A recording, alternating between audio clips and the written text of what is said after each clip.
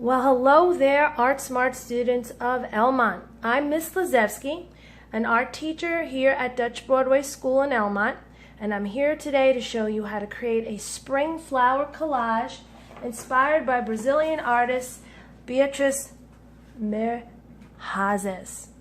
Her name means she who brings others happiness, and by now you have experienced that feeling of happiness from watching the video I sent you of Milhazes Museum art exhibit. Really pay attention to the exhibit because every artwork is very big and beautiful, mural size, wall size artwork. And she uses geometric abstraction, that's her style, which means she creates things that are not lifelike in her work, but they're from the real world. So like a flower, she'll make you see the flower and how the shapes and the colors make you feel, more than it being like a photo from real life or the real flower. She uses all sorts of materials like candy bar wrappers, large colorful paper, shiny paper, and she paints as well and prints. Most of her artwork is done through collages like this. There is a lot of repetition in her work, as you can see here with the circular shape. So collage is a work of art by gluing pieces together of different types of material onto a paper. What's great about this is that you can take all the shapes you make and just move them around any way you like, as many times as you like, until you glue them in place. So you can have lots of fun working with this, boys and girls. So for this week, I would like you to gather all your materials for this. And the materials I want you to gather are going to be things like magazines that your parents or you might have of your own that you don't need anymore, and you can cut paper out from here, the colorful papers that you like, and put them into a circular shape. In other words, trace them all into circles. Now, if you don't have magazines, you could use colored paper, or you can paint your own paper like I did. If you have paint at home and you have white paper, you can paint lots of different colors on each paper. You could mix them up. I did mine all in one color on each paper, and that's fine too.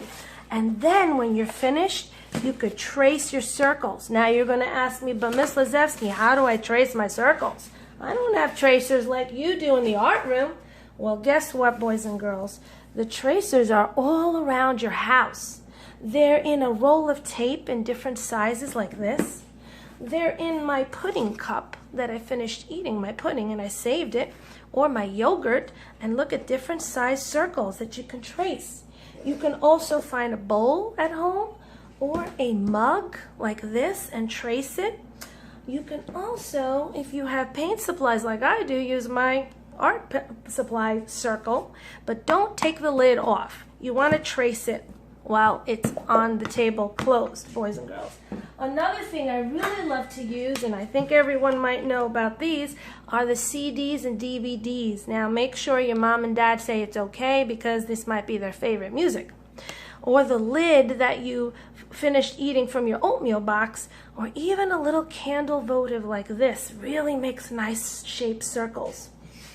And if you don't have all that, a can like this, tuna can, or if you have a dog or a cat, that's fine too. Now, I know everyone has these cool mugs at home like this, their parents, maybe even you do, and you could take this lid off and it becomes a really good circle. There you go. So you have lots of things to search for at home to find circular shapes, boys and girls. When you're done, you're going to trace them right over the magazines that you find, or the colored paper, or the painted paper you have made. And you're going to use either white or black crayon to do this, because if it's really dark, the colors in the magazine, you need to use something light to trace with like I have. And let me show you how to do one. And I really love this beautiful Native American painting of a bear here that I found in one of my magazines. You can even find so many cool things in your magazines to pick from, even food. Now, she loved using wrappers from candy bars or food. If you have that, you can use that as well. So when you're tracing something, I want you to trace not just one size circle, but lots of different size circles, because you're going to need that. So I'll tell you right now, you can do them all together on one paper if you want to, or you can create the same size circle shape over and over. You're also going to need to make some triangles or oval shapes for leaves, which I have a printout to help you out on that. Or you can just make triangles and have someone help you do this if you get stuck holding it down. Trace, trace, trace as many as you can. When you're done, please hold your scissor the right way. And I know everyone knows how to keep their thumbs up in the one thumb in that one hole, thumbs up, and cut on the line. The scissor is eating that line up. Make sure it's all the way down here, the paper, not over here, because it doesn't cut very good when it's at the tip.